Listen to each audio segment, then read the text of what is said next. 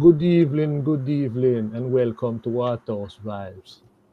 I am Nita, your host, and with me have Brother Herb Nelson, Patrick McCarthy, Las Crawford, and John Arton. Today is Lent. I think people are celebrating Christian community, and I want to heal up all and everyone. I remember my mom and a Sunday like this, everybody would just get together and just enjoy the day and celebrate it because it's all about love. And I guess, the wilderness, but I know the Christian deep into them celebration and I wish them well. Sadly, we lost Max Romeo. Max Romeo was an icon and will always be an icon among rebels in Kingston and Jamaica, throughout Jamaica, because he did a song in the 70s. I don't know if you remember the song, but he did a song called Power Fall and I. That was the power. The PMP ran with that. 72. Let power fall and I, Rastaman gone clear. The whole movement mobilized, and Max was at the center of that operation. Max was Max was a different type of character. Anybody who know Max is a man who is very honest, straightforward, and here it comes to him song them. That song he did with Lee Perry, War in a Babylon. And that was something else. How many of you remember those songs? You remember those songs, John? The song Very called much War in a so. Babylon. Very much so. Yeah, lots. Yeah, man. Yeah, because Yeah, Max man. Max was what? He used to hang out at Greenwich Farm. Yeah, Was a man. close brethren with Bonnie Lee. Yeah, man. Yeah. You have any memory of him? Plus that, he's a man where stick to when I deal with, him stick to him faith. The lyrics were him really put forward always some hopeful, hopeful lyrics, you know. So really, really must in presence, the entertainment sphere, good brethren. Clean, very clean Yeah, brethren. man. Patrick, you remember them? You remember Max? You must. Vaguely right now. I still not tuning for him right now, but I know the name, of course, and I'm somewhat familiar with the person. But in terms of memories right now, that's kind of jaded. Mm-hmm. Herb, Yeah, you were familiar with his work, Herb? I am very familiar with Max. And I recall him had a song named Wet Dreams, which almost got him banned. You remember that? It was banned on radio, but was still very popular. Yeah. And the One Step Forward was is another catchy song he had. But he pretty much got a lot more popular with his music in the latter years of the 80s and 90s in when he was in England. Um, I remember listening to him a lot when I was stationed in Germany, and I was stationed there in mid 80s into the 90s. So Max was popular along with Boney M and some others that used to play all the time on German radio. Yeah, man, Max huge, in Europe, When you talk about festival, Max is a man who pulled thousands of people, and he's You popular. you remember what his right name is, Mike? Maxwell Smith. Yeah, Maxwell Right. Living Birth name, Smith. Maxwell Smith. Yeah. He's a man who used to come out from the Gully Bank. He have a brother named Solomon, being a man grandfather. Used to run a herb camp. And you always see Max, when you see Max come out of the herb camp, the Max, man. I wish him well wherever he end up and trad, because his works is established. People are going to remember him and call him, just alongside Bob Marley, Max Romeo. Because he had a huge. Let the power fall on I. That's the one I remember the best. Eh? Yeah. 71 that. You gave I King James version. True. King James was a white man. Now give I Maccabee version. Cause I am a black man. You stole the land God gave I and thought I to be coveted. What are the wicked deeds have you got in mind? Tell me what are you gonna do to stop these daily crimes? Bring back Maccabee version that God gave to black man. Give back King James version. It belongs to the white man. Black man, get up, stand up on your foot, and give black God the glory. Black man, get up and know yourself, and give Rasta the glory. Yeah, You lie, Jah Rastafari. I saw. Yes. I thank you for that one. Very timely, because Who played that? That is a powerful song. That is a powerful song. Yeah, him have a set of music here with him have one here about the Vatican. Blood the Vatican. Fire for the Vatican. Yeah. Yeah, man, have some Serious time really do some, especially in the 70s. Yeah. And 80s, he did some real relevant songs for the time, It's unfortunate, that here you have this body of music. You listen to the lyrics and everything. And nobody play music at Jamaica on the radio anymore. You're going to hear it now since it's dead. But the government and the cultural people, they now use their music to engage the youth them.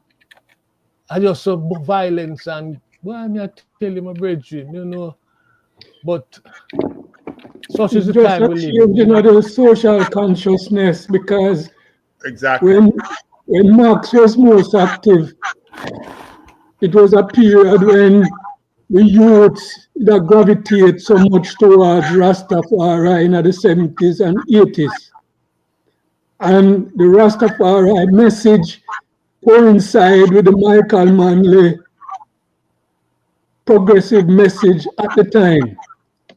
Since then, things change, and it's a different kind of message coming down from them time, changing the whole reggae thing to a different kind of dancehall message,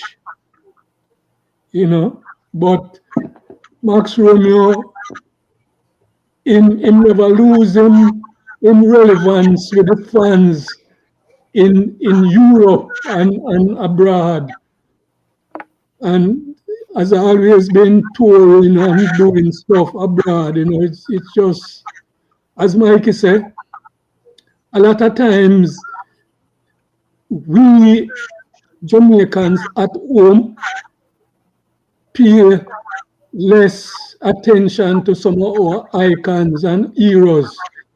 And we have to rely on the fans abroad sometimes to maintain that connection to these people and give them the value, to them artistry. But, we hope things will change and Jamaicans at home can continue to pay the kind of respect to artists like Max Romeo. Which I'm glad you said that last, because I think I should explain the new background I have up, which is the center. The background you see there is the center. And some point, I hope that the discussion we're going to have next Friday, result in a more direct focus on putting in activities or develop a program that draw on the music legacy. It's not going to be easy, but the idea of using music, using music to engage our people, mobilize our people around common objective, is something that is possible, I don't know if it's out of fear why our government and policymakers don't want to do that. They prefer to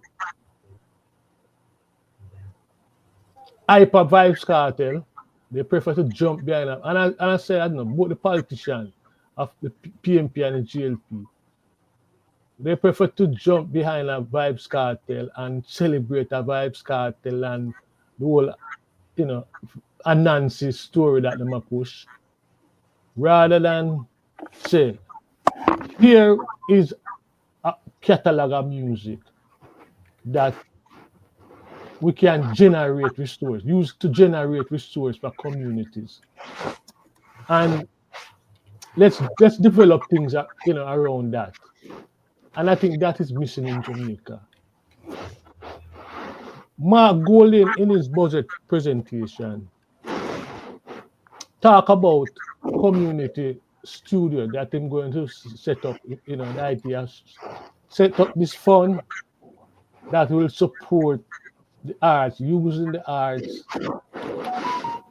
to engage community. I hope he's serious about that.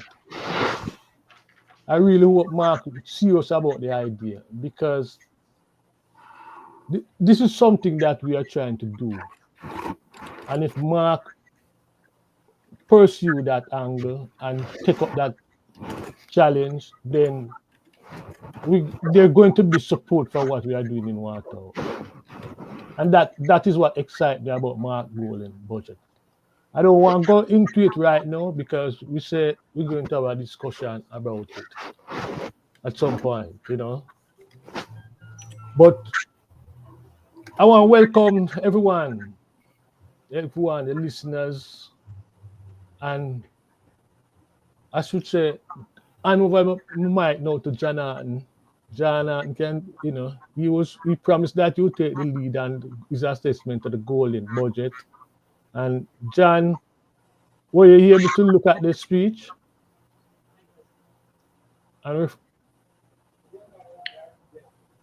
Your mic is low.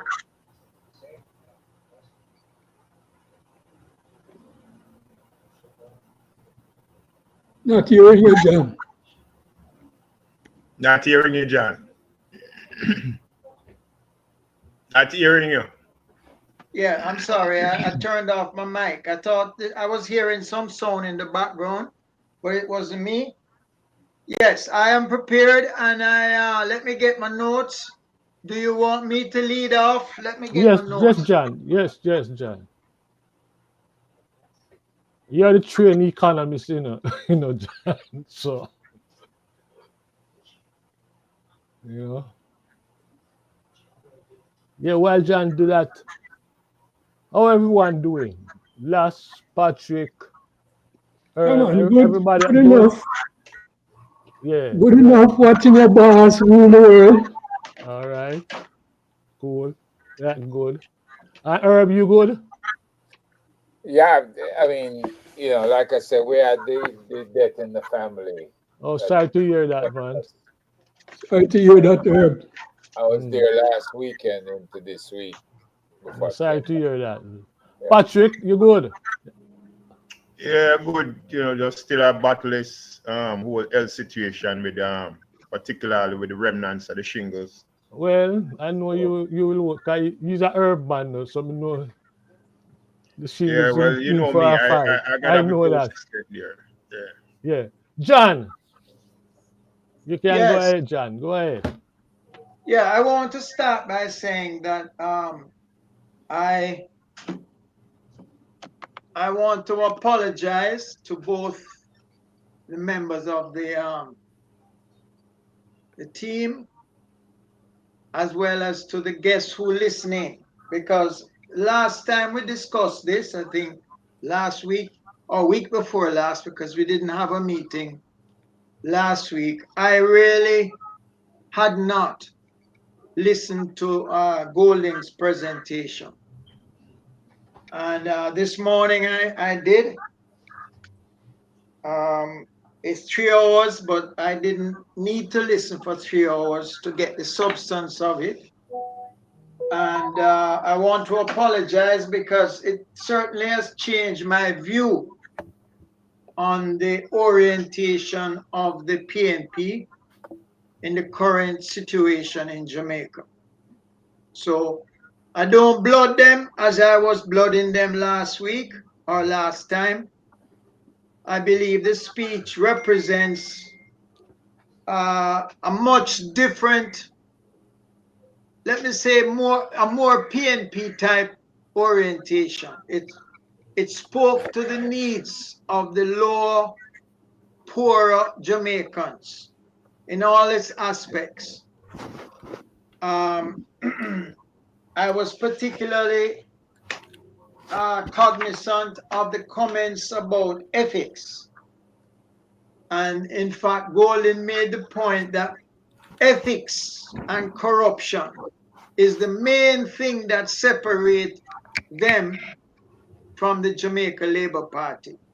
And that's a mute point, because clearly they would know what we know, which is that's a big issue among everyday Jamaicans in regard to the current leadership, especially the whole issue surrounding the Prime Minister's what is it again? I forget the term. I have to be careful not to cause everybody to get sued. But basically, I thought that Golden spoke to what he referred to as the working poor. He gave some good data, which only confirms what I believe in Jamaica. Over 50% of the labor force in one instance, and 55% suffering from food insecurity, inability to pay electricity bills, a large percent, 30 or 35%, I believe. So I thought that orientation of the PNP speech was significantly different. The other point is the comments made about efficiency. The fact that I have to do my own research, but there is data I recall on the extent to which Jamaica has welcomed new foreign investment. It's a good indicator of the extent to which bureaucracy is measured or reduced to welcome what is mostly US foreign investment. So Certainly there is data on that which I intend to look up. His comments about education, I wholeheartedly support. It's shocking to know that 1/3 of elementary school graduates are illiterate. When I was a teacher, it was just above 50%. So it hasn't really disappeared. It's a serious problem in Jamaica and with the current education system. All the measures that are mentioned in the speech to reduce teacher migration,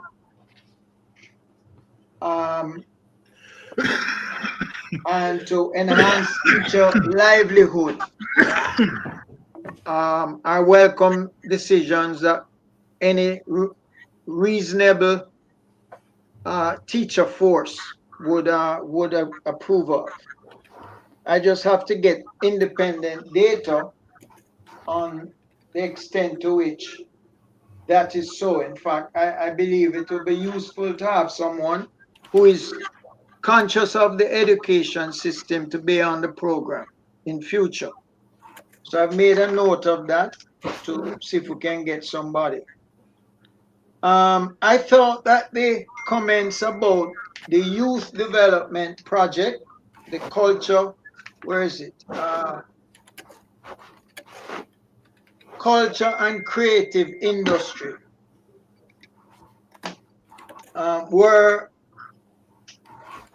were important enough, because here it's impossible to expect that this is going to be overlooked, if you understand me.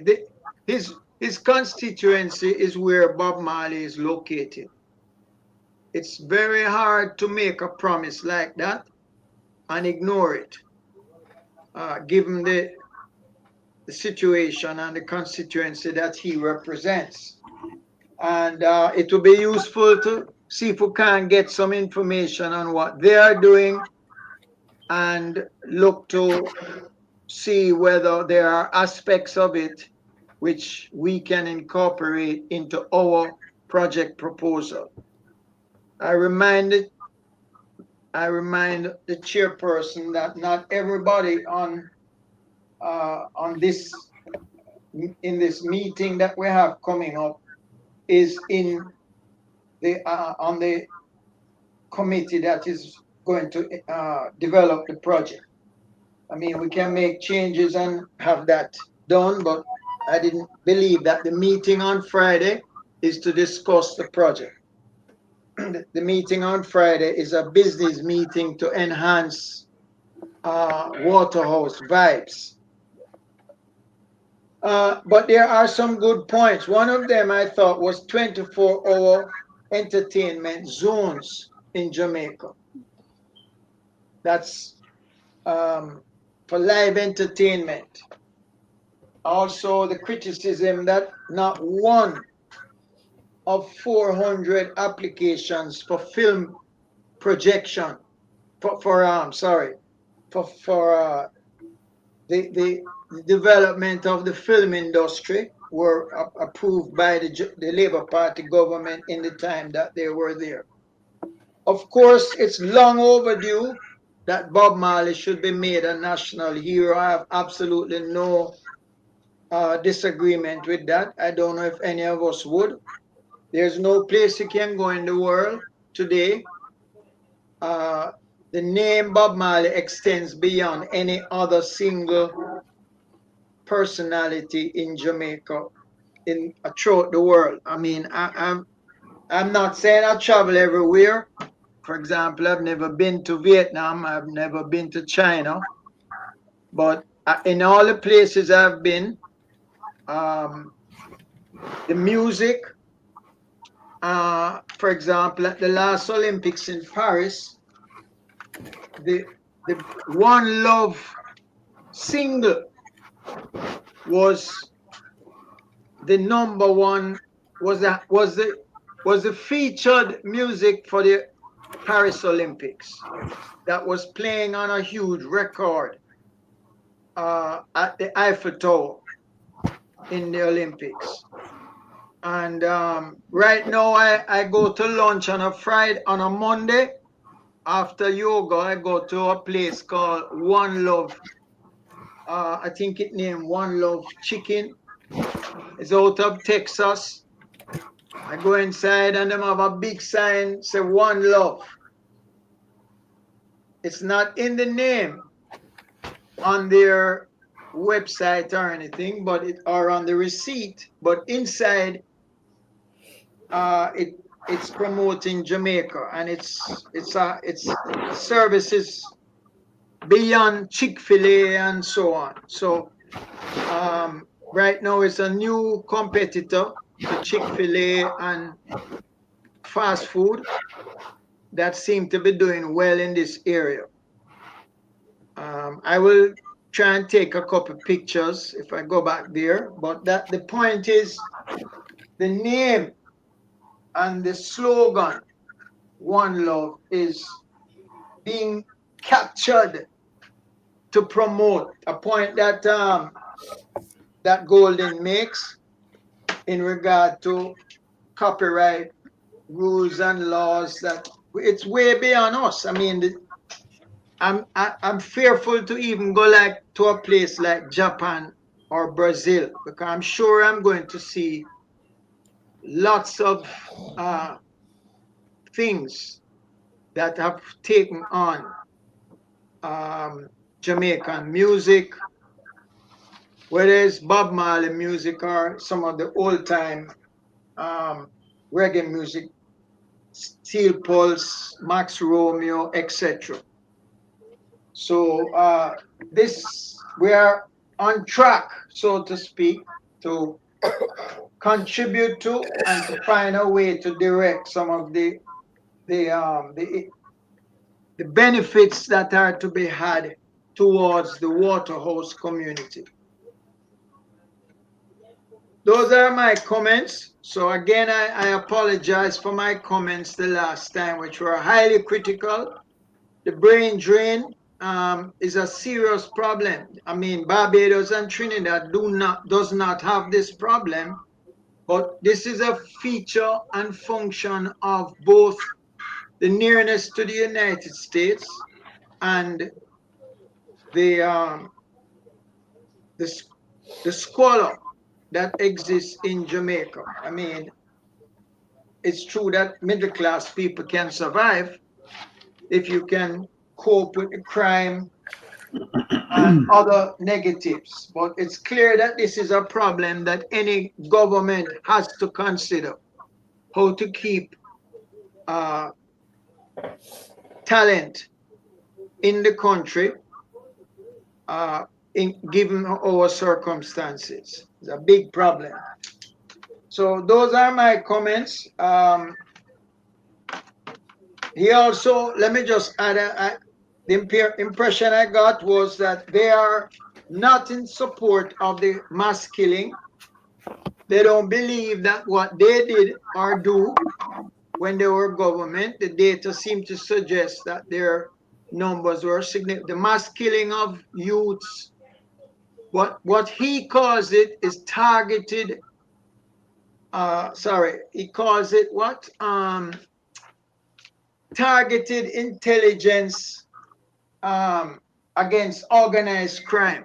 It's not the same as how the government seem to be more wantonly, maybe Herb can explain the difference, but my impression was that their numbers were not the same and their approach to this problem is not identical, as was alluded to by our former guest, Mr. De Aguilar. Some of you remember De Aguilar came on the show and said that they are doing exactly the same thing, and the policies are similar if you look at the surface, but if you get data and you try to inform yourself about how it's being discharged, it's quite different. So I don't agree that they're on the same path where that is concerned. Those are my comments, Mr. Chairman. John, I'm not. John, you keep on referring to me like a Mr. Chairman and what have you. Mr. Moderator, Mr. Moderator. Give me a title and what Same have you. thing. But yeah, listen, Herb, you want Yeah, to respond to John? You ask some question, sure, because I have something sure. I want to raise. Well, can you hear me? Yeah, yeah, Yes, but you yes. sound far away, like you're in Oh, Trelawney. no, no, no. I just gotta raise up this mic a little bit closer. Listen, you have. I understand where Golden is coming from. I also understand what the government is experimenting with. Right? The government has different contractors in there that brought in intelligence driven software, and it's like the rules of the game has changed because of that intelligence driven software. So let's say we're back living in uh, the Waterhouse neighborhood, the Olympic Way, Olympic Gardens, and you don't realize that utilizing the voting rolls, utilizing the driver's license roll, that the government has now entered every citizen block by block, utilizing the home registrations, houses, taxes, the whole 9 yards. So they know where everybody lives on every block. They know who owns what property, block by block. And they have now looked at where the violence is being perpetrated from on the rest of the population. All of these things are intelligence driven collections that they have made. Now, if you're still out there trying to be a bad man, robbing, injuring, holding up, whatever you're doing to people, understand that because your address has been tabbed, electronically tabbed, because your brother did the same thing, maybe your father did the same thing. So the idea is you're gonna follow in their footsteps. You're gonna do the same thing because that's what you learn, what your families learn, and that's how you have survived over the years. So now you have um, something that resembles how they had tracked the criminals in New Orleans about 10 years ago using intelligence driven software. And the fact that they can put you in the system from you in register in infant school through primary school and track you all the way up. They probably could even the predictive analysis, it's called, to see who's going to be a criminal, the type of criminal, who's going to murder somebody, and how long you're going to live. And so you are more accurately targeted because of that. And this is the kind of software Jamaica is messing around with. And when you see them go out and over 100 potential gunmen or bad men or whatever is dead at the hands of the police, they knew who they were coming for. Right? Now, if there are rules of the road, those rules say uh, you should have a chance to be arrested and your case presented in court. But if the court system in Jamaica been failing and putting the same people back onto the street, you know they're coming for you and they're coming hard. The intent is not to give you another day in court. So, you know, criminals beware. Just like the term buyers beware, criminals beware, because you're being mapped out. They know who you are. They know what you're capable of. And they probably have made a decision that you don't need a second chance because you're not going to do anything with it. Don't know how many people agree with that, but that's the name of the game. When you introduce modern methodologies, AI, artificial intelligence, into analysis, this is the extreme analysis that they've come up with. You follow me, John? Yes. Yeah. Somebody else. Obviously, it's not a system that we could support because it really goes against it. It's a mass killing thing. It's just that you can't but do you support giving these guys the opportunity to kill innocent Jamaicans? No. But they're the ones that are being killed are not all murderers. My understanding is that they're not taking out the leadership, they're killing.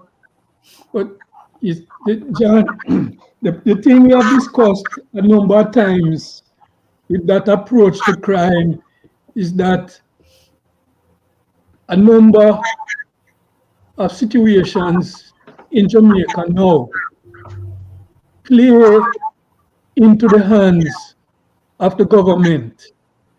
You know, it's dealing them a good hand, because as one of the things that Herb raised about guys committing crime, them go through the system and they come back on the street.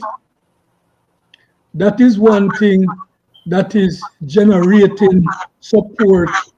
Just there's an echo. I don't know if you're hearing that echo. Yeah, there's somebody's. Yeah, Herb, can you mute your stuff? Your mic, Patrick, mute. No, I don't. I think it's Herb's mic. Continue, brother. Yeah, I'm saying the fact that I hear the echo. Herb,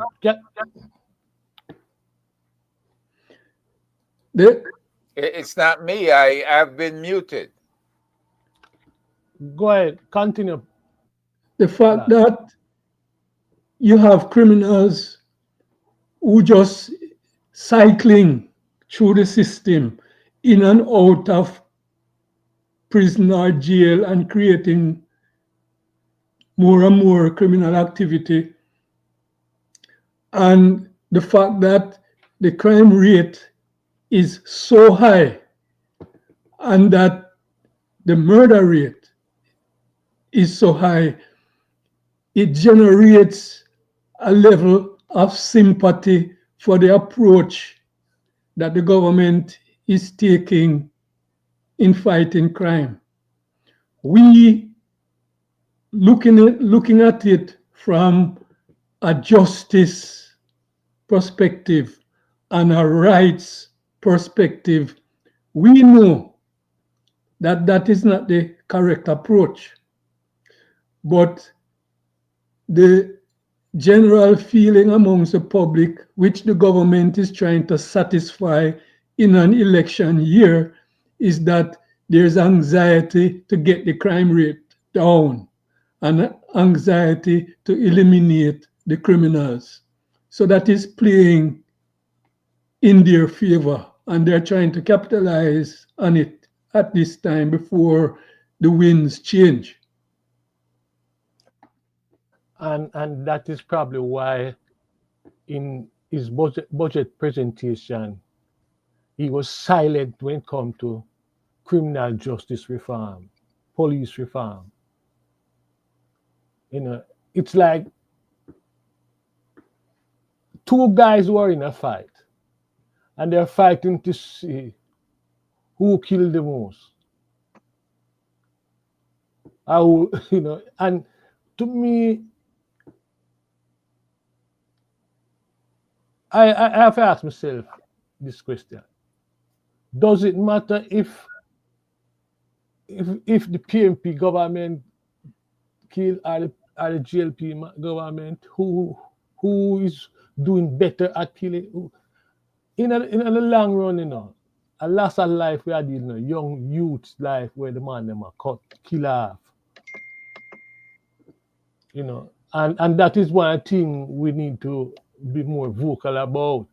The thing is, the more important thing, I think, Mike, is that a lot of Jamaicans, while we can sympathize with them wanting to rid the streets of the criminals, a lot of them don't understand that if you support the present mode of operation of the police force, what we are supporting is criminal policing, right?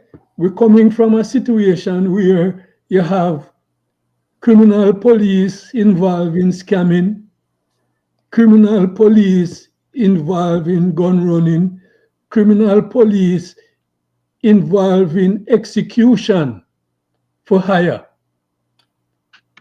right? And if the police hierarchy is condoning criminality in terms of police going out there and killing innocent youths. Bro, last week the police them killed 6 youths in 2 days. 6 youths in 2 days. It also came out that between 2024 to 25, the police killed 1,322 youths. How many since the start of this year? I thought you mentioned that the last time. Close to 190 odd. Right. How many days were gone in the year? We only gone 90 odd. Eh? 90 odd, So right, 1 youth a day. That's where it's at right now. And they're still calling for more. They're still calling for more that the police them need to get what? Them to get stern and different. And why the blood that shedding at Jamaica, it's leading to a bitter end, It's really gonna lead to a bitter end because it's like nobody's saying peace. Go and talk about peace management initiative. That's a good idea, yes. But you and I know that the solution to the problem rests with the communities. Residents must be given power to govern them space. We know that is the solution. You understand? The government need to bring the Jamaicans more into the governance process. But rather than present themselves as saviors, politician, MP, as saviors for Waterhouse or a savior for that, rather than putting the power into the hands of the community. You know, I focus on that. I wanted to respond to the budget in general, though. I looked at Mark Golding's budget presentation from I first had to hear Favor Williams' presentation and Wholeness presentation. And I looked at Mark Golding's presentations against the presentation of Favor Williams and the presentation of Holness. It was clear that both Favor and Holness, they were presenting an election budget. They were not just presenting a budget, they were presenting a budget to swing the minds of the Jamaican people on their side. And so what they did during the presentation was to compare what they are doing now to previous policies of the PNP over the last 18 or more years. That's how they presented their budget. And they tried to make the point that they are the government that is putting money. Prudent government. Putting money in the hands of both working people and business people, which is a powerful kind of message that they were trying to exploit. They showed that they were the ones who were increasing the tax threshold to make income tax more bearable on workers. They were the ones reducing GCT, and they were the ones who were increasing pension benefits for ordinary pension age people. They were the ones who were making business less bureaucratic, right? And making it easier to exploit investments in the country. And they painted a picture that all the other PNP government were doing the opposite, making it more difficult for business, make it more expensive for ordinary poor people, making it less likely for pensioners to survive. So they were painting a picture of moving the economy in a way that it benefit ordinary people and business people. I think that message from the GLP was a powerful message. I tried to figure out, did Mark Golding's message, did his presentation successfully counter and present a budget to the Jamaican people that make them feel that there is a benefit to voting for the next PNP government? Right? That is still a question in my mind. I'm not saying the PNP don't have plans to do that, but I'm saying, did the presentation of Mark Golding counter sufficiently that presentation of the GLP, that they were the ones who were reducing unemployment, putting money in people's pocket, making business, building a business-friendly environment and reducing poverty. That's what they're representing.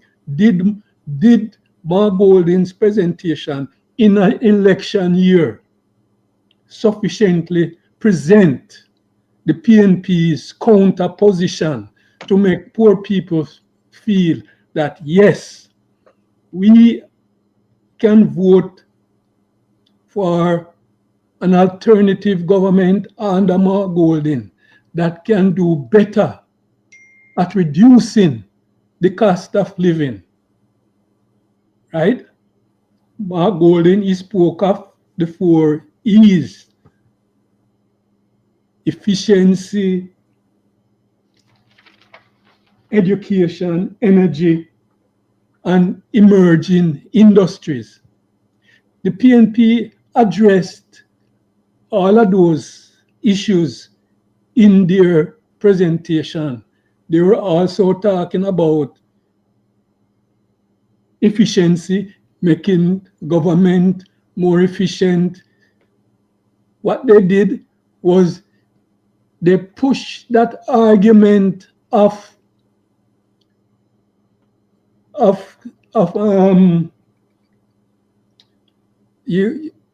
corruption.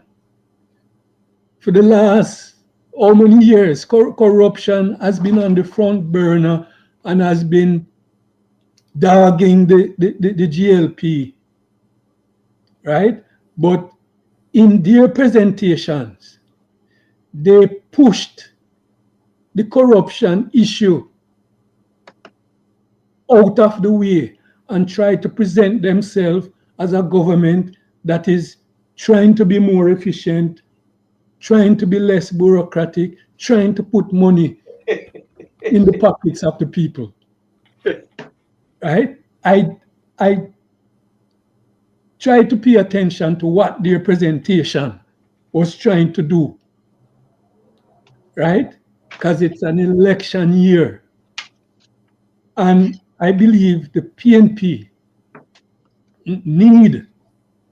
I saw some very interesting things that Mark Golding raised in his presentation, especially in the areas of emerging industries and cultural and creative industries, and how the PNP would support and encourage and help to finance and build those emerging industries that they talk about.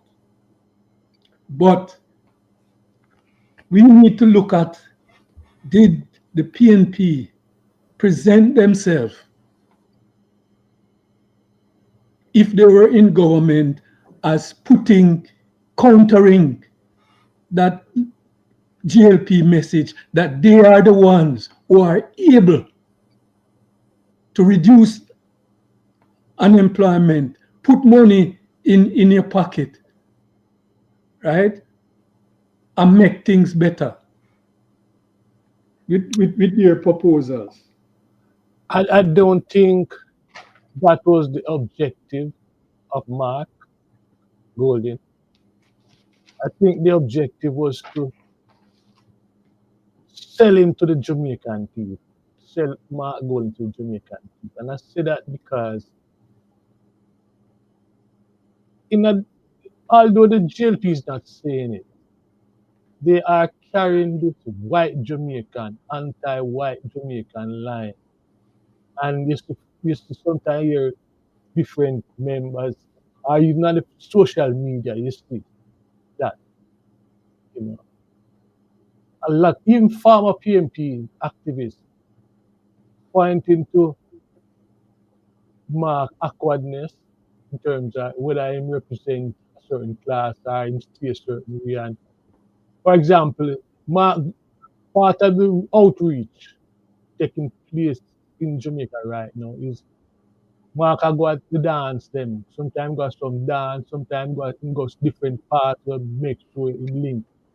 As one brethren said to me that Mark I speak the language of the Jamaican people, down to earth language. So the objective is to sell him and make him become acceptable. And every reference them get, them point to, boy, this is a man where he grew up on the campus, he might want away and what have you, you know. With that music, and you see him on certain stage, you see him skank, him dance a certain way. All of that designed to sell him to the Jamaican people, you know, make him become acceptable. But the question is that enough? Is it? I don't know. I don't know if that is enough. I know that the PNP are running a ground game right now where every weekend they are active in some part of Jamaica. Mark is somewhere every Sunday. Mark is on the road. Mark is on. Because you might think, if you listen to all of the speakers and the budget from the PNP GLP side, the budget, the presentations in terms of what they're going to do is not significantly different. But the program that both of them proposing is not significantly different. The advantage is on the GLP side because the GLP is in power right now, and they can. That is true. They can use what they are doing, and that is what they are trying to do in their presentations. That's what they have been doing in the presentations by Faber Williams and in Oldness presentation, is to use the things that they are doing. They use the things that they are doing with heart and training and all of that stuff. They use the things that they are doing to try and make electricity the same things that Mark Golding spoke about. Energy poverty and all of those stuff, right? And the lack of access to electricity by ordinary people. The GLP, the same thing the GLP trying to address. They talk about they have a program where they're trying to introduce that you pay as you go for electricity, right? So the both of them trying to address the same things in their programs. It's not much, no big difference in the program. I'm not saying that there isn't. What I'm saying is that in this presentation, the PNP use it as an avenue to sell Mark Golding. Yeah, but Mike, implied in, if I can just respond a little, implied in that, if that is the case, then they are way behind. It's like a product. If the man who have a product don't have to sell the name of the product because everybody, Gleaner. When I grew up, I used to think that Gleaner is every newspaper is Gleaner. You don't have to go out there and introduce Gleaner. However, if the PNP is the point that Lass is making is a very powerful point, but it also shows how far behind they are. Because even in the introduction, he made a long point of bringing out the counselors and the people who are working with him. And he introduced his wife. Well, is the first I see him wife. And his wife is not no uptown redskin girl. His wife is a black downtown grassroots looking woman. She wasn't in the light. But all of that. But they still has to counter this line. Yeah, but if the PNP has to counter this thing about his color, then they have more work to do to bring a program as to what they are going to do as government. It means they are behind. I'm just telling you the facts. The other thing that struck me is that when 10 man clap, it is like a little group compared to 56 man or 40 man. I lick the table. So you are in a bad position to begin with when your presence in the house is so small. Them just squeeze up in a little corner. I had to look to see the girl there, the beauty queen girl. Lisa Anna, yeah. Lisa Anna. And I was trying to see if she was clapping him while he was talking. Well, apparently at the beginning when the camera was away, she was clapping. However, the point that I think Glass is making is that he's questioning, and with good cause, that the presentation was not sufficient to be a powerful difference. If you go there, if you go to the table with the same program or similar sounding program, somebody commented here that he didn't present any money, and that's true. A lot of the things he spoke about was forming a committee, forming the efficiency task force is a thing that him going to head up. So what? Him have to form something. You know, the ethics thing is the church. That's presumably who going to lead it, the church and other non-governmental organization, to give it some impartial look, and so on. But it's still forming something. It's a committee going form.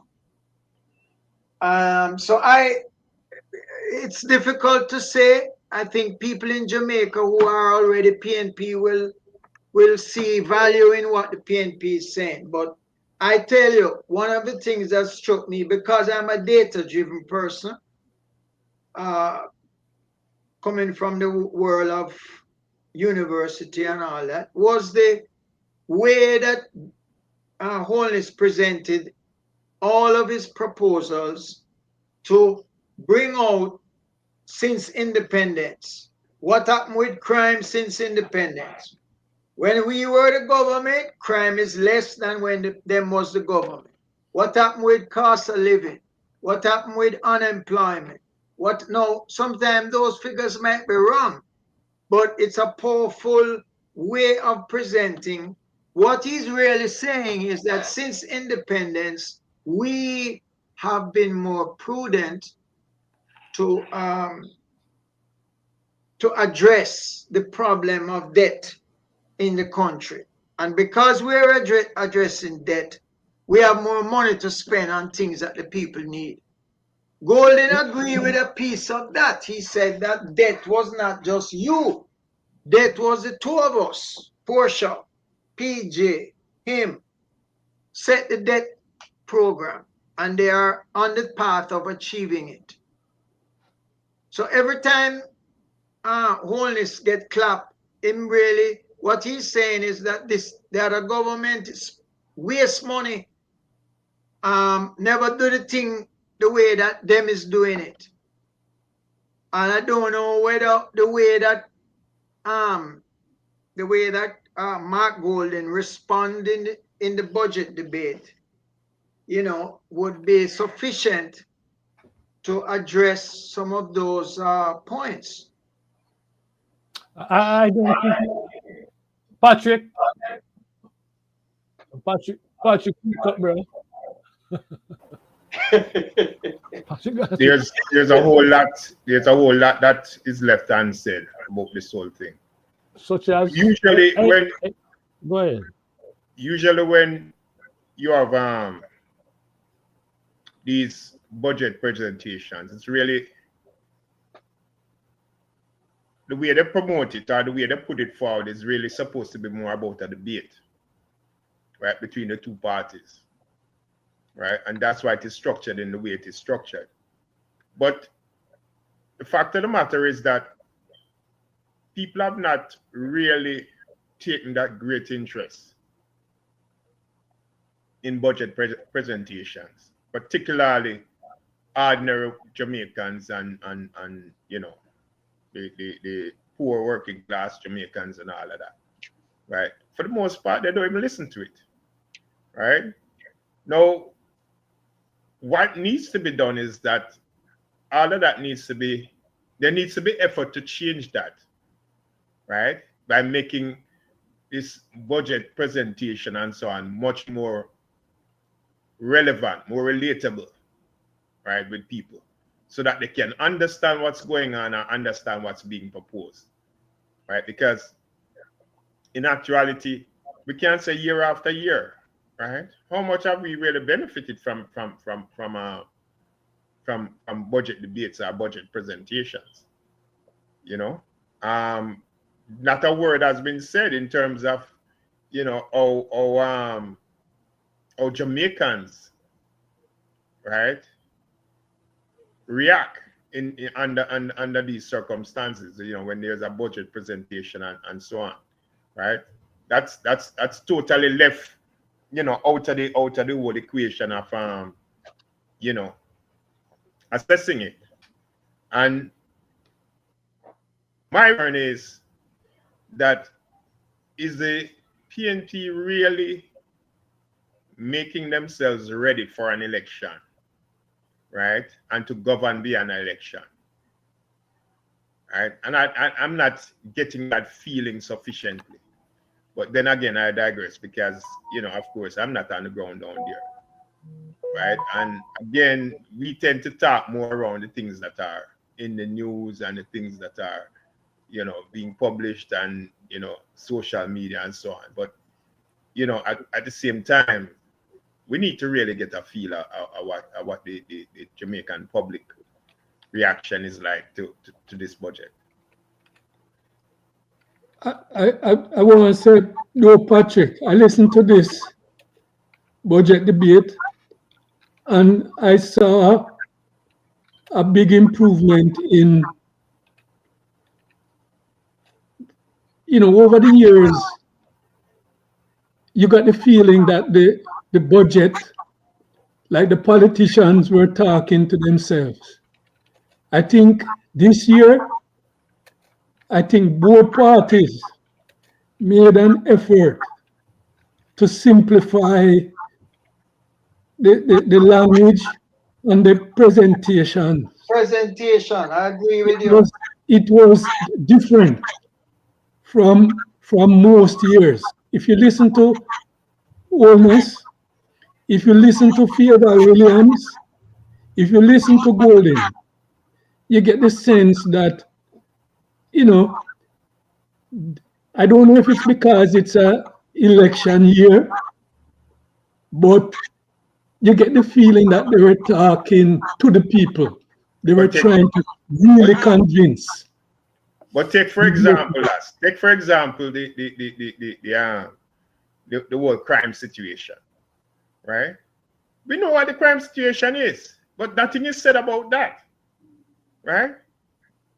They created this criminal situation.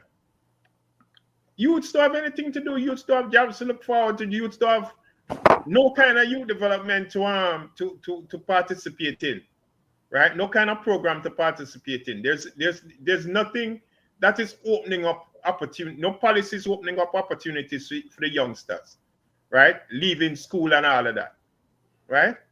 It makes it much easier for them to resort to a life of crime. But right? Patrick, we have to be careful. And I know, one second. And at the same time, right, even in terms of the school curriculum, right, we have not heard anything about, you know, really strengthening the school curriculum. But that's not true.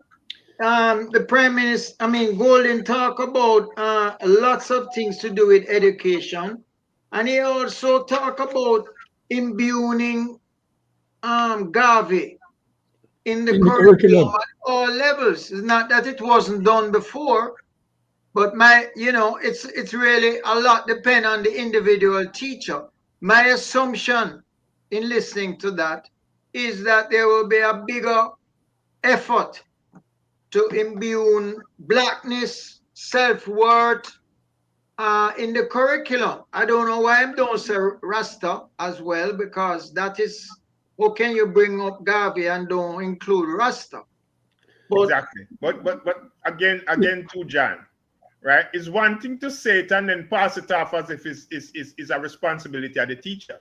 There has to be some No. I'm saying that when I used to teach, I included a lot. That's my orientation on how what he is saying is that it will be part of the curriculum. There are many things that he recommended, but one of the things that stood out to me is that the curriculum will be imbued with the philosophy and teachings of Marcus Garvey to encourage self-worth and blackness. All I'm saying is it don't talk about Rasta, because you can't talk about blackness and don't include Rasta in the context of Jamaica. Well, I don't see it. In other words, that is where it might stop short. It stops short of Rasta. But it's a step in the direction of improving. That area is definitely different from what the JLP talked about. Secondly, on the crime, Golden provided figures. If you don't agree with them, it's different. But he showed that his argument is that there is a lot of mass killing. Even if the government, first of all, Golden did say that they must wear camera, but them can't have camera unless you have CCTV and other things that support camera. So them have those things. What Herb is saying that they're not, it don't mean that because you have it, it means you're going to use it properly or enforce it. And what we have now is what we really should do is get somebody from Amnesty International to talk about this. Because the one thing that Amnesty has been preaching about with Jamaica is the high degree of police killing from the year of zero. And what would be good about somebody from them to come on our show is that they would have international experience to do with other countries that have big crime problem, that not necessarily doing it like how we doing it, or like how El Salvador doing it, or like how the guy in Philippines used to do it, which is murder a whole heap of people, and you bound forget the bad one them in the crowd. That is what we are seeing in Jamaica.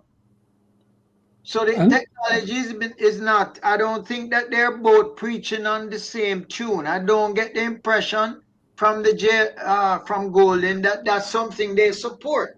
They brought up a chart which show the orange murder and the green murder. And the green murder much bigger. So it's not the same thing. What is the orange and the green murder? What is this orange and green murder? Orange is the PNP killings, and green is the labor right killings. But here's the thing. I'm not talking about the numbers, right? Anything can be presented as numbers. I'm talking about going forward, how we mitigate the whole situation of these killings, not just the police killings, but mitigate crime as well. Yeah, but we're not disagreeing. And the only way to do that, we're comparing. I mean, Patrick, we're not disagreeing. John? Eh? Let me interject this. When the PNP was in power, there was no risk terrain modeling being done by community. Nobody introduced that to them, right? That has been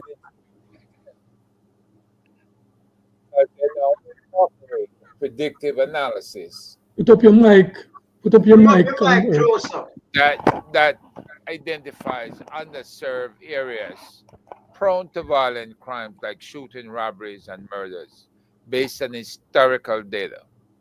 So when they combine all of these environmental risk factors with crime patterns, the risk terrain modeling gives a more comprehensive understanding of where crimes are likely to occur. Okay? Now, what the people or the communities or their divisions under KCMC or the parish council, what they have to do is come up with ways to mitigate those risks. And they have to implement safeguards such as transparency, ensuring that data algorithms are being used. All right. They address bias against certain communities in that data. And John, you know what that means for your data if you addressing bias. Community engagement involving local communities in the decision-making process to build trust and ensure fair practices. Training your local police and your police leadership, not at the high levels, but at the community levels. That's your superintendent, your inspectors, and below, right? And de-escalation and other cultural sensitivity factors that would reduce the likelihood of violent encounters. And finally, accountability. Remember, I said before, when this police commissioner came into office, he gave the green light. He said it. I am going to back you guys. Go out and do what you have to do. He never told them he was going to hold them accountable for any miscalculations. He never admitted that they had intelligence-driven software that is enhancing their policing, right? So you do need Amnesty to tell you what intelligence-driven software they're using to counter the police and ensure that they can hold law enforcement accountable for their misconduct. And I can tell you, when you have over 100 or close to 100 dead in the first quarter of the year, it tells me that they are focusing on certain communities and they're going to keep killing those people unless there's an intervention. All right? Can you reach out to Amnesty International for us on our behalf? Anybody can reach out to them. No, I'm asking for you. Can you know, can you do it? I can check. I'll check into it. I'll do that. Yes, thank you. But you talk about a lot of things. PNP proposed increase in investment in healthcare and education infrastructure, right? And that would provide better facilities and resources for the professionals in those sectors and keep them in Jamaica. But one of the things I learned, even San Antonio, where I was last week, some special forces medic from a special operations team decided that years ago, a decade ago, that he would teach the youth in the communities first aid, handling gunshot wounds, because that is the biggest factor, people being taken out in the community. And the fact of the matter is, if the police is refusing after they shoot somebody to administer first aid, that needs to be uncovered, right? And people who are trained in gangs and know how to deal with gunshot wounds, they save a lot of lives. They stop the bleeding, restore the airway, and wait for advanced medical support, which is the ambulance, to get there. Jamaica don't have no ambulances, so you can't wait for an ambulance. You have to transport the person. And that's an area where Mark could further enhance medical in Jamaica by having medical stations that do emergency medicine within the areas that are prone to crime and violence. And that will save lives. That's an interesting suggestion. I think, though, in addition to what John said earlier, I think Mark Golan still face a challenge of the black-white issue in Jamaica. Some of my brethren who are not GLP most likely to support the PMP. Some of my brethren strongly, firmly believe that they're not voting for a white Jamaican. They're not going over a black Jamaican. Well, it confirms my point. If why, that is why a you say struggle, that, John? Look, how many white people that already vote for in the GLP? this Right? is it. Siaga was a white man. I don't Yeah, understand this. then you have Samuda, and you keep Michael going down Manley. the line. Yeah. Boss, Michael, but that doesn't erase I never that. hear this yet. No, That doesn't erase that sentiment in Jamaica. it is us. We can't discount it, John. We can't No, I'm not discount it. saying We cannot. absolutely We not. cannot. I'm only We saying cannot. Let, it let me shows. just say this. Let me just say this. We Yeah. cannot discount it because people vote for Siaga, people vote for Manley, but it has always been a part of the issue in Jamaica. Remember, we're coming from a colonial past where it's only white-skinned people who used to emerge at the head of these political parties. And they emerge at the head of these parties because of the same colonial system that give them certain privilege over black people. We need, part of the struggle is to correct that, right? But at the same time, everything come with having to weigh and balance certain objectives at particular time. Definitely. And if we are saying that this GLP government is intolerable,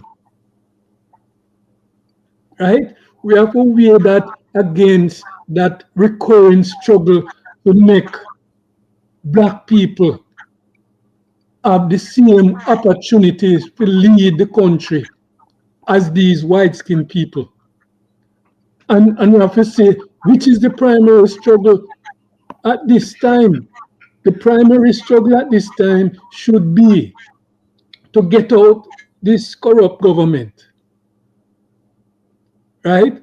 And to get in a government that can put us on a path to make more ordinary people, not just black people, but more ordinary Jamaicans have a say in the runnings of them country. And when that happens, we can advance that argument about improving the chances of black people and the opportunities of black people in the community and at the national level to lead.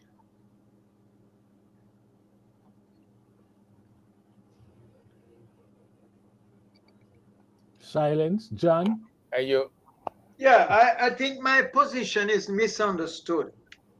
What I'm is your saying, position? Yeah. Yeah, I'm not saying that all of what Lass is saying isn't true.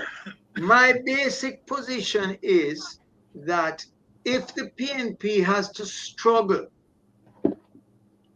to I don't think we are saying PNP has to struggle. I'm saying Mark, if they have to spend time. Mark as an individual leader. Well, that's oh, can you that the PNP have to struggle to make Mark be John, acceptable.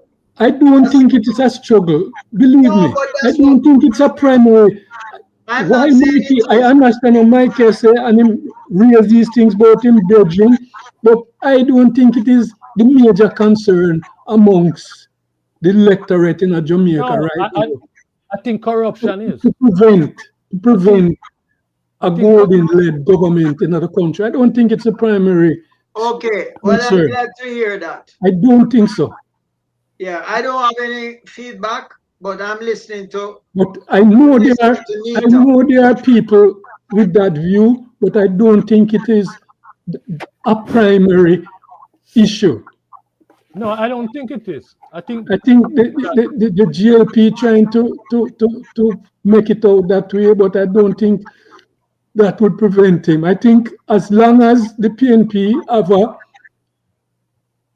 program, right, that can reach out to the ordinary people and make them feel that it can make them have a greater voice in their own in the country, and it make them have greater opportunities to survive, to get jobs that can make them find them way on a daily basis, can send them kids to school, and put food on the table, better than what is happening at this time. Provide jobs that really meaningful.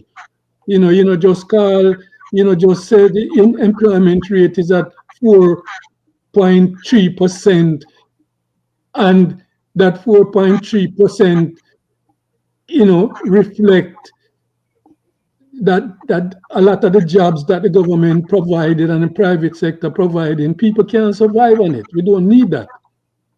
So as long bro, as the PNP can present a program, right, that reach to the people and make the people feel that them can get the health care, get the education, and you can provide. Because one of the things with the heart program that Patrick mentioned, or with the training of youths that Patrick mentioned, is that the crime rate is not because there are not opportunities for youth.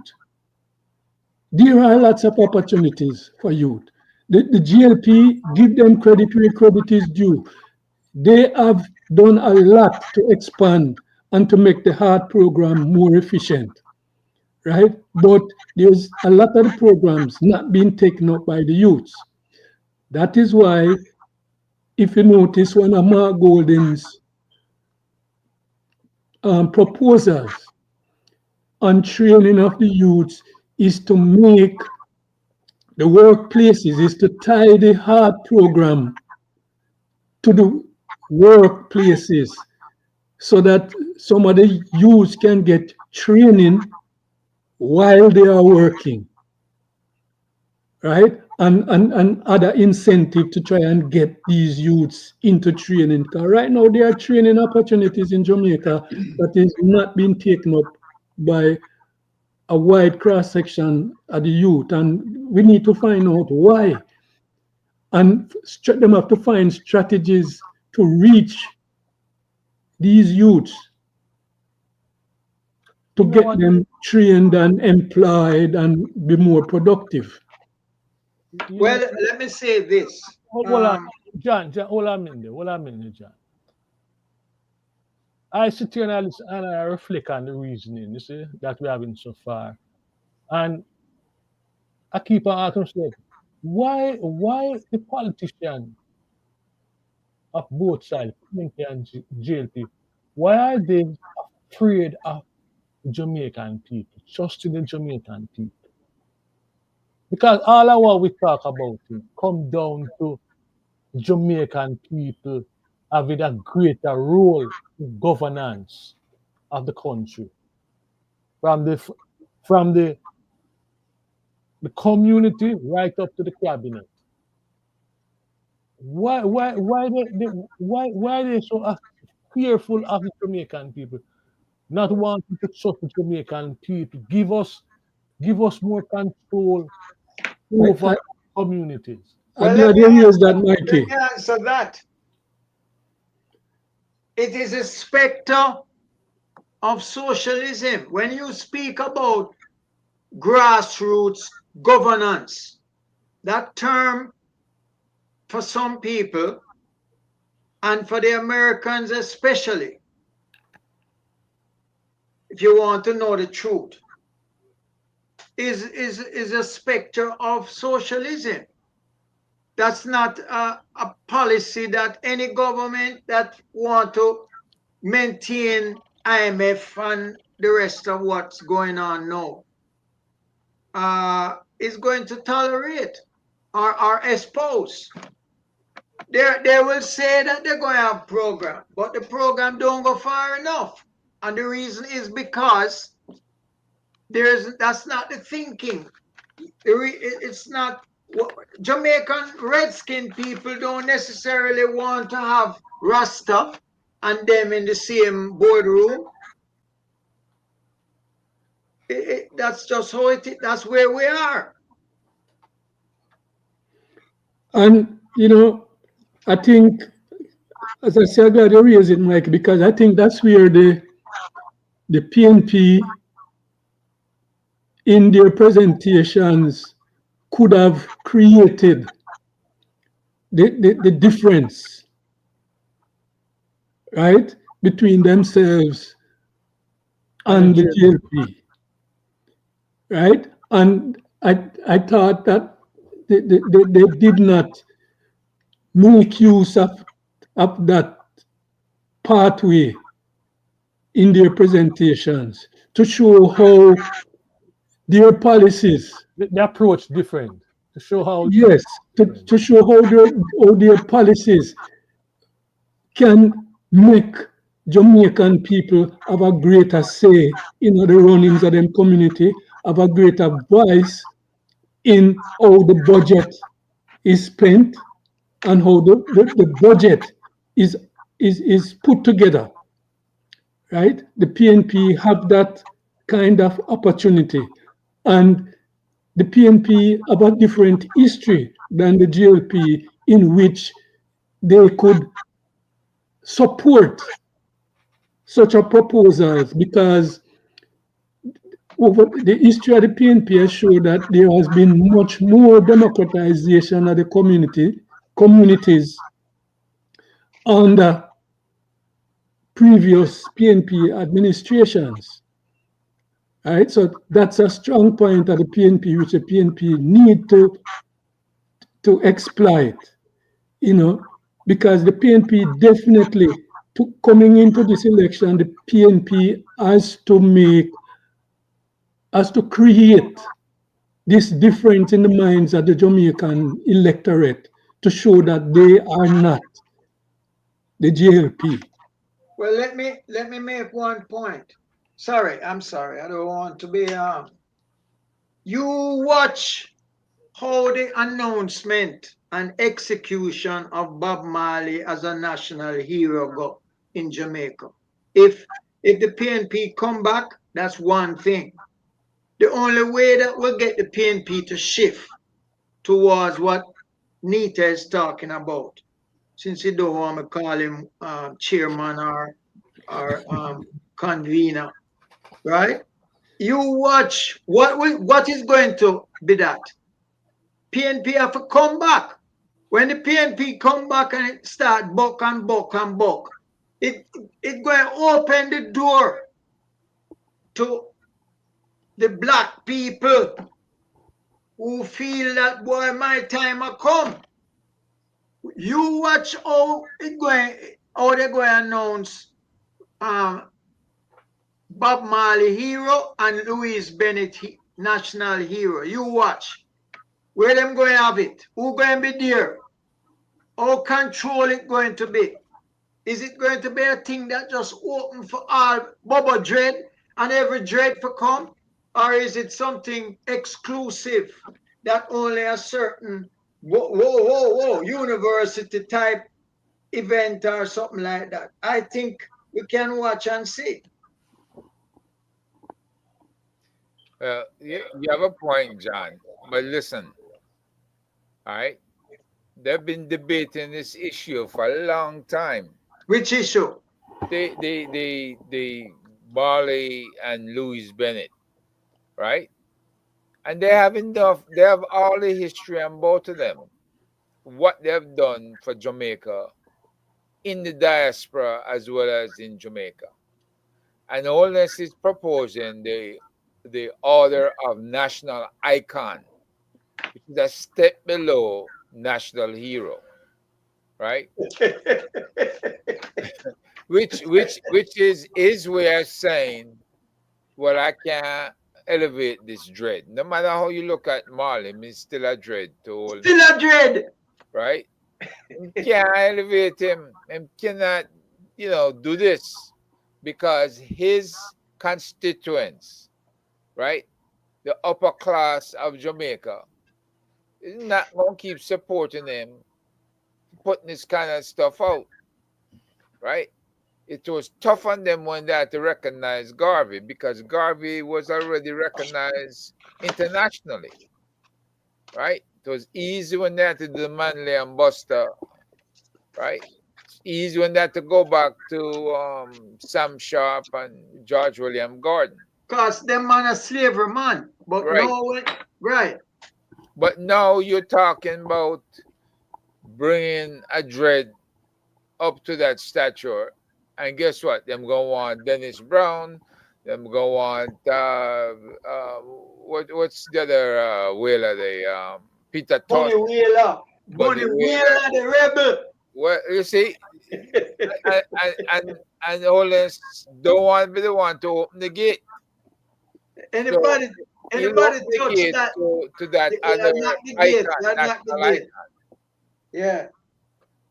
Well, I want. There's also another piece, yeah, right, that hasn't been mentioned. The Rastaman ordinarily in everyday life try to abstain from politics. So that's the other factor which we don't look at and consider as well, because some of these people were not politicians or were not avowed supporters of politics. And that's one of the factors too. I mean, you can dislike politics all you want, but the dislike that you dislike politics is really about the way the government conduct themselves. It's not the idea of politics itself, because there has to be some kind of politics taking place. That's what it's called, But it's that lack of development is one of the reasons why the Rastafarian has struggled even to advance beyond just being a movement and not to become a more formidable group in Jamaica, if we want to call it that. Right? Because even among the Rastafarians, there's a whole lot of division. Yes, but that's not the issue. The fact that the parties... I'm saying that it has an impact. I'm not saying it is the issue. Yeah, I don't know what that means. What I'm saying is when you involve Rasta, it doesn't have to be on a partisan basis, even to sit at the table. I take your point, John. I take your point, and I fully agree with you. I take your point. In fact, the Rasta now come unless is on a non-partisan basis. Rasta going to say, we're not business in a CIA or what the other one name. So you can't get the Rasta to come if you're going, him have to go under your umbrella and your. But here's the thing. Here's the thing, John. Even just looking at Marley himself never really embraced discussions around politics until he became more international, more internationally recognized. He never embraced it. And seen as part of the movement, He never embraced no party. No, I'm not just talking about party. I'm talking about politics as a whole. That's what I'm saying. I'm not talking about parties.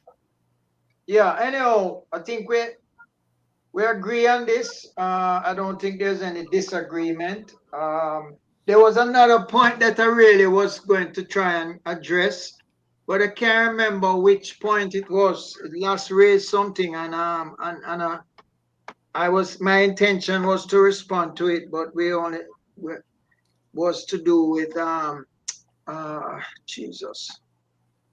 I don't recall right now. But regardless, Mikey, what I love is this: is that each of us put in a request through JAMP. That's the Jamaica Portability portal. Look up Jamaica JAMP. JAM, JAM. P. What is that? It's you can put in any request you want through them, and they'll monitor the request until you get a response. Request to who? To the JCF and to the National Security Ministry regarding, and to the Health Ministry of Health regarding the setting up in high crime, high violence communities of medical stations, right? Could be a mobile medical station. Who going man them? Who going man them? The Cuban doctor? Well, or the Jamaican doctor? Jamaica Defense medics, police medics. I'm sure you have them. But the important one is that they consider that to save lives. Seeing that you have almost a killing a day by the police. The question then becomes, has the police ever attempted resuscitation or immediate medical attention for those people that they shoot? Right? That's the thing, Herb. If their objective is elimination, I say, if their objective is elimination, I mean, to them it's going to be counterproductive. Yeah, but I don't see Jamaica in the issue is Herb never interfaces with the Jamaican police before. You know, looking down the barrel of a gun. You know, that's the problem. You know, they don't want to talk to me. They see Patrick McCarthy or Les Crawford or John Houghton or even Michael Nita. Them show a fresh face. Okay. Whatever they send you. But then when they see 1, 2, 3, 4 inquiries coming in, then they say, wait, this is from the diaspora, so we have to really deal with this. Okay. But we need to do it. Yeah, reach out to Amnesty. No, I'm tell you what I'm saying. I can't. What you want to ask Amnesty specifically? I will tell you afterwards, her. Yeah. Okay. I want us to be very specific and I 2 questions, but I know they have stats on Jamaica. Yeah, they have plenty stats on Jamaica, and it's probably in their publication for last year. Going back to their origin. Going back to when them first come to Jamaica. With that said, I want to thank each and every one of you for a wonderful discussion. I'm sure that the listeners learned something. I know I'm doing that right now. I'm learning as I go along. And I'm very happy about it. What I'm not happy about is the level of subscription. The listeners, you guys need to start like up and share this platform, this site, because I know you listen to a lot of sites out there, podcasts and what have you, but you observe the difference with us. We're not into the fight. We listen to each other, and we try to be calm. rather than getting drunk and calling people name and what have you. And if you like what we are doing, I don't think that it should stop you from. You can watch them, but also watch us. Yeah? Because you get a more balanced view from Waterhouse Vibes. We're not partisan, although some of the listeners think we are PMP supporters or whatever. No, we are not. We are independent voices from out of Jamaica with a wealth of experience. So like and share up the side. Tell a friend that Waterhouse Vibes is the block. We do it every Sunday from 4 o'clock, 3 o'clock Jamaica time, 4 p.m. New York time. Until next week, I want to thank everyone again. See you guys. And remember, this Saturday we meet. Okay? As Miss Lou used to say, wow, No, good. no. You're alive. You have to come off the live. We're not meeting on Saturday. All right. Well, let me just We get meet on off the live. Sunday. Let's get off the live first. You look like you drink wine or something. Not yet.